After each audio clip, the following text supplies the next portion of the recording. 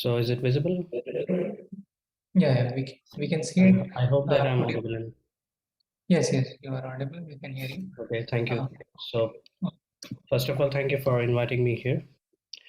yeah, So it seems like the same last year. So thank you for it. So myself, Shubham Kumar, and I'll be presenting one of my upcoming works on digital analog quantum simulation of. could you? Sorry? I would just like to introduce you before you start the talk. Okay. Just give an introduction to the speaker. Right? So our next speaker for today's session is Dr. Shubham Kumar, who has done his PhD from QArtist at Shanghai University, and currently is working as a quantum computing researcher at Kipu Quantum, Germany. And his research interest includes neuromorphic quantum computing, superconducting circuits, and quantum simulations. And today the title of his talk is going to be Digital Analog Quantum Simulation of Electron-phonon Systems. Yeah. So please, Dr. Kumar, the stage is yours. Sorry for the interruption. Thank you for the gentle introduction. So as you already know, the topic is digital analog quantum simulation of electron-phonon systems. So a little bit of background about myself. So currently a PhD student at the QIQT Center in Shanghai University since 2019, and I'll be defending my thesis by the end of this month. And I'm also a researcher in QIQT Quantum since December 2022, and I have the following research interests. During my PhD, I have worked on designing devices that could serve as the fundamental building block for neuromorphic quantum computing. In this field, we aim to merge quantum and neuromorphic computing to realize devices that could be scalable and could be very powerful. And we did this in the platform of superconducting circuits. And I also have some interest in quantum simulations, which I have been doing lately. So the contents of the talk today is as follows. I'll start by introducing quantum simulation, the types, which are basically digital analog, and the one relevant for this talk is digital analog. I will talk about the preliminaries of digital analog quantum computing, where I will discuss some of the definitions concerning the framework. Then I will introduce the problem Hamiltonian that we will be targeting with DAQC. So it is basically a simplistic electron-phonon model, which is also known as the Hubbard-Holstein model. And then I'll talk about the DAQC of Hubbard-Holstein model with a particular superconducting architecture that we have proposed. I will talk in detail about the DAQC protocol, and finally the results concerning the benchmarking, and I will talk about the fidelity of the simulation.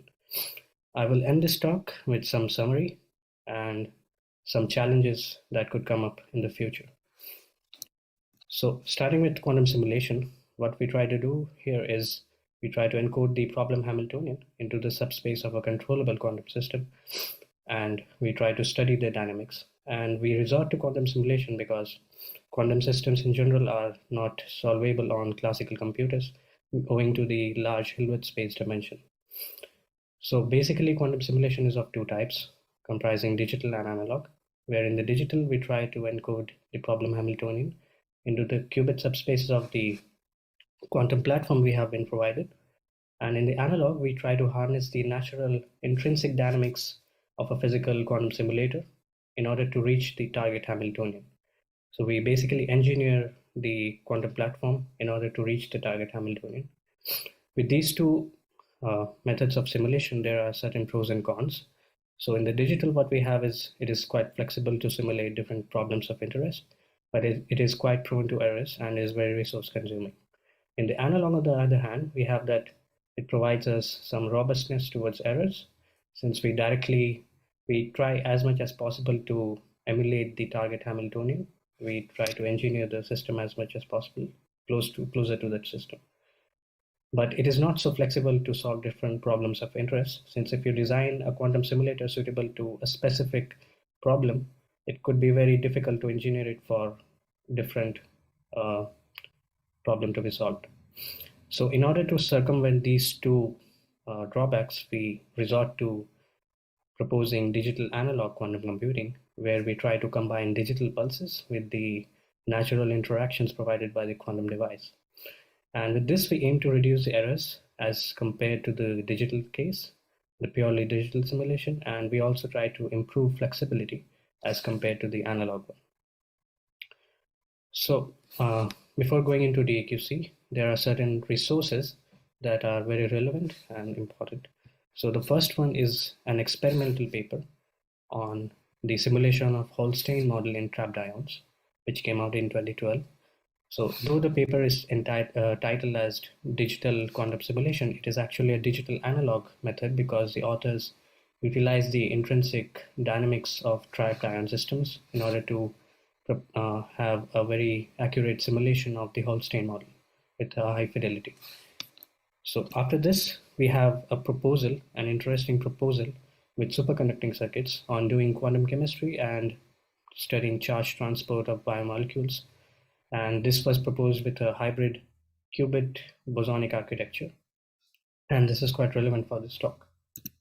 The third one is a very detailed work on digital analog quantum computation, where the authors describe the various things related to digital analog, concerning the definitions of digital analog blocks, and also they show the DAQC of Ising Hamiltonian, how it can be utilized as analog blocks. So the next one is the superconducting architecture for DAQC, which is very relevant for this talk, as my work is an extension of this work. So the authors, what they do in this work is they propose a superconducting architecture in one dimension to emulate fermionic systems in a digital analog manner. So before getting into the realm of DAQC, there are certain definitions concerning it. So first is a quantum gate, which is basically a fixed unitary evolution, whose example can be a multi-qubit operation like sigma ZZ applied to adjacent qubits with a fixed angle. The digital block, on the other hand, is a fixed unitary evolution up to a set of local rotations. And the example can be a parameter fixed entangling quantum gate, for example, which is given here, UN. So here we have two phases, phi 1 and phi 2, that can be changed. And finally, these two, quantum gate and digital block, are the ones that are basically used in digital simulations, and people try to not go for the analog ones. So the analog ones comprise the natural dynamics that are provided by the architecture itself. For example, a parameterized multi-qubit operation in this form. So these are generally hard to implement digitally, and therefore it is avoided.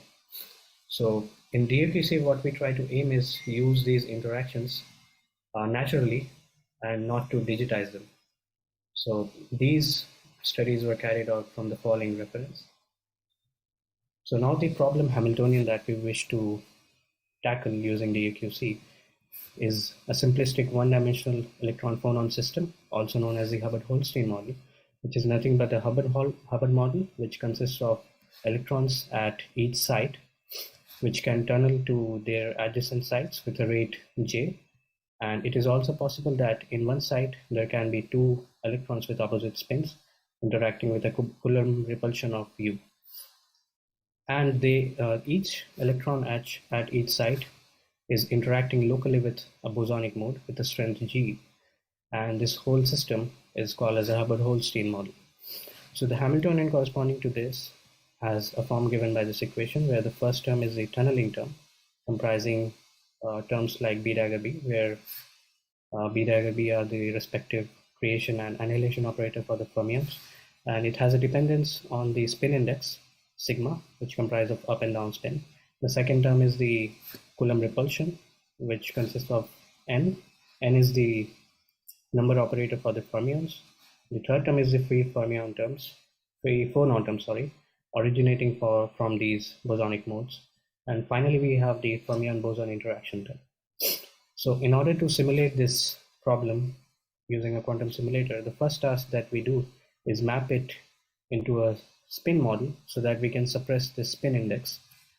And for that, I show here the figure for that. So what we do is we decompose each site into two fermions of opposite spins, as shown here.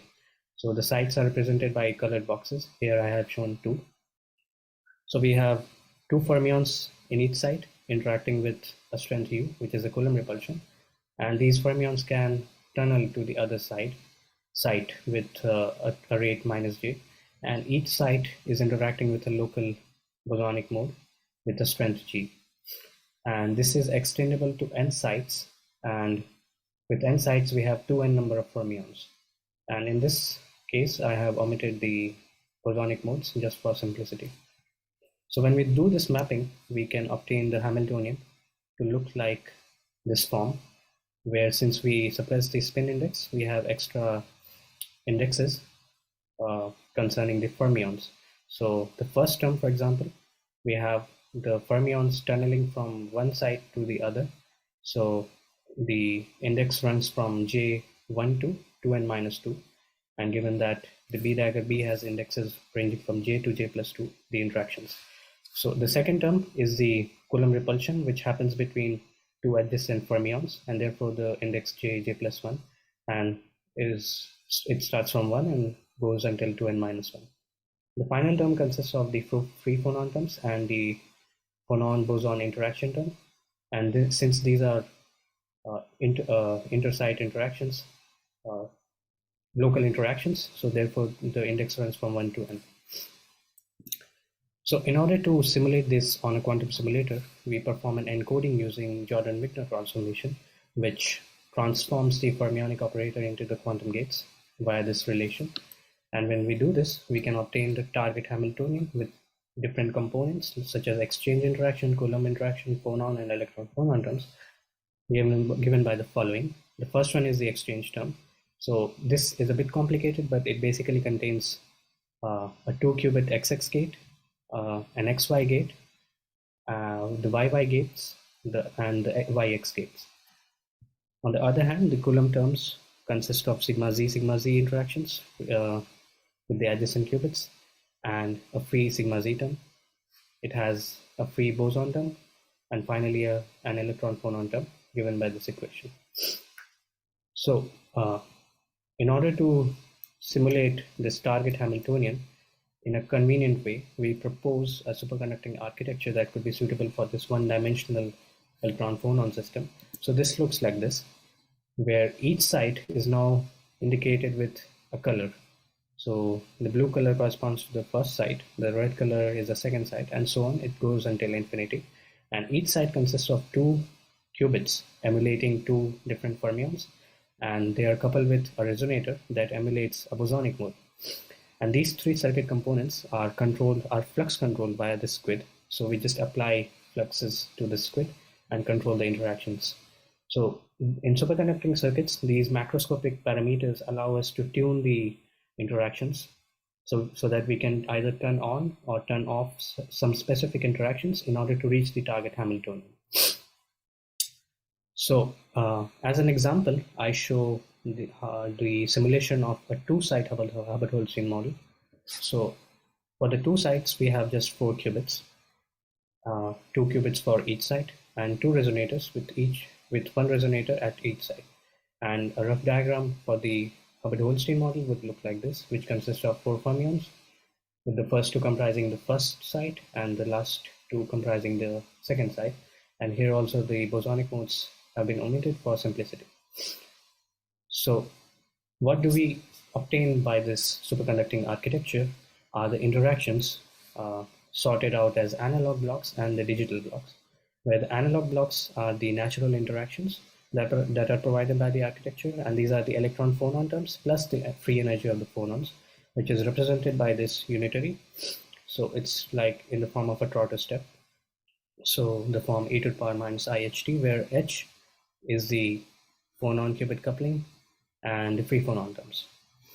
And the digital blocks consist of the exchange terms, where UX are the 2 qubit gates, and the Coulomb terms.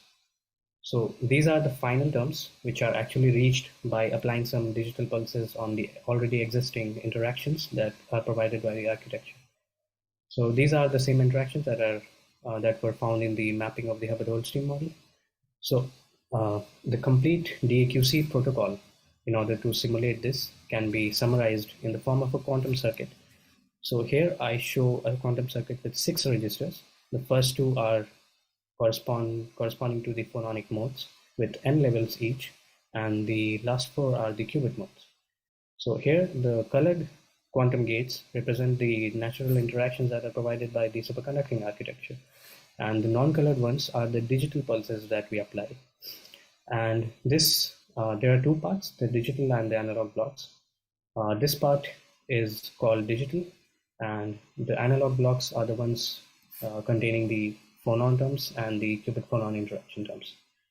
So what we achieve by this is significantly reduced resources in terms of number of qubits, since each bosonic mode with n levels requires log 2n number of qubits for the simulation.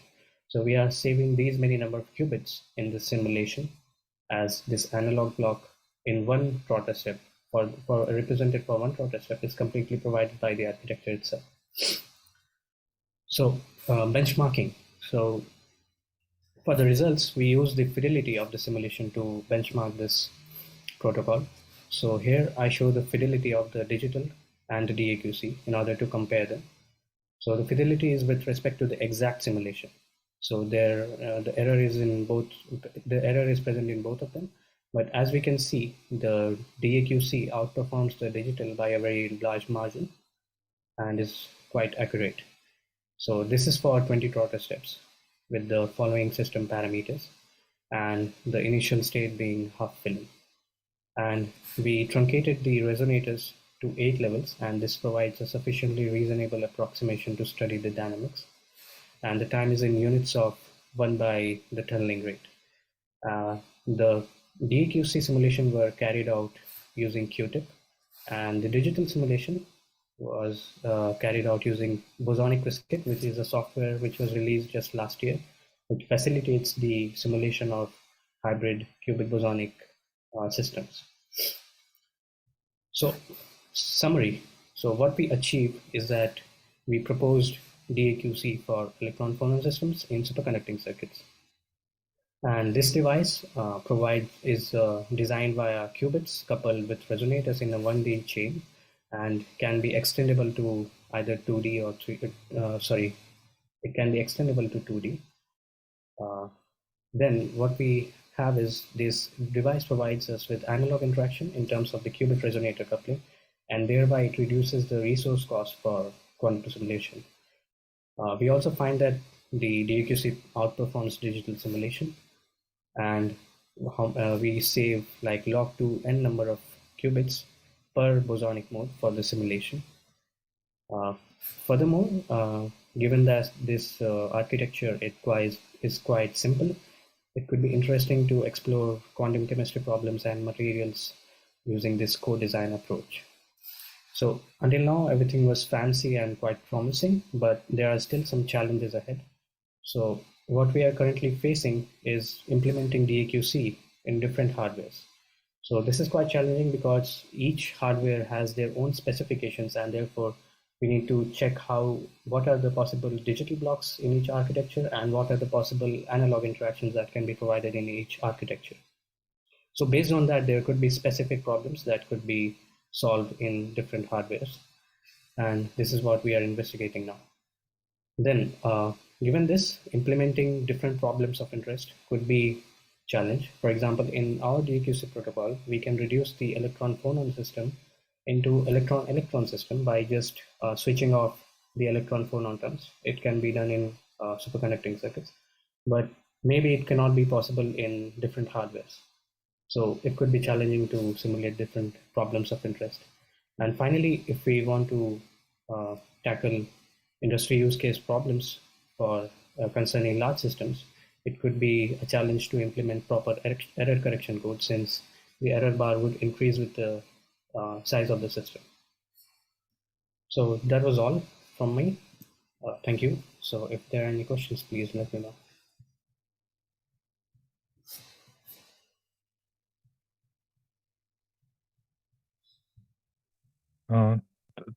Thank you for your talk. I have two clarification questions. So the first one is, what are the roles of phonons and electrons in your calculations presented? And second one is, how qubit and interactions between them is formed in DAQC? Yeah, so the second question I would like to answer first. So it's, let me. So we have this architecture concern of superconducting circuits. So we have the qubit resonator interactions. So this emulates the qubit Fermi boson interactions. So from here we can obtain the Fermi boson interactions that you just said. And these are the natural interactions that we keep constant throughout the quantum simulation. We do not digitize them. Okay, so here electron is taking the role of qubit, right? No, or, no? Actually the electrons, in the colored, the colors represent the sites, and each site has one electron.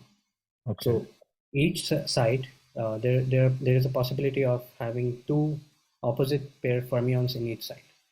So these Q1, Q2 qubits represent each fermions with opposite spins. Just like this architecture, opposite spins. Since we map to spin model, therefore we have two qubits emulating two spins. Okay, and role of phonons, it is to exchange the information between them, two qubits, or? Yeah.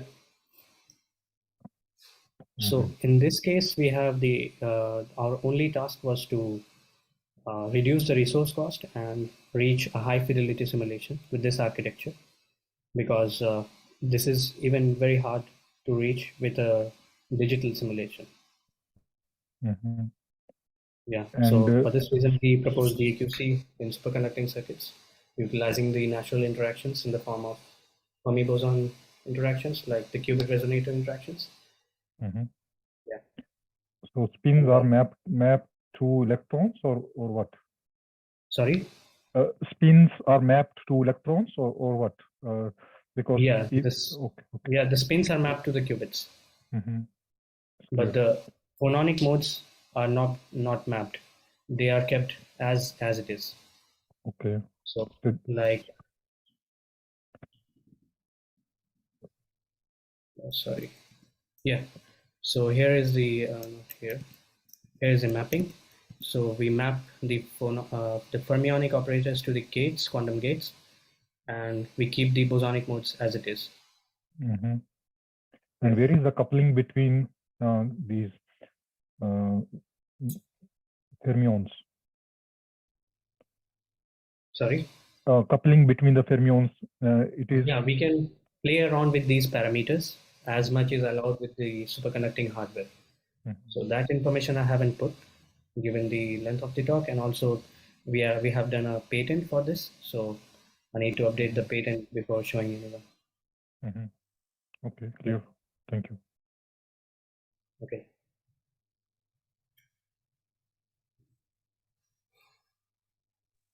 Okay, so any further questions?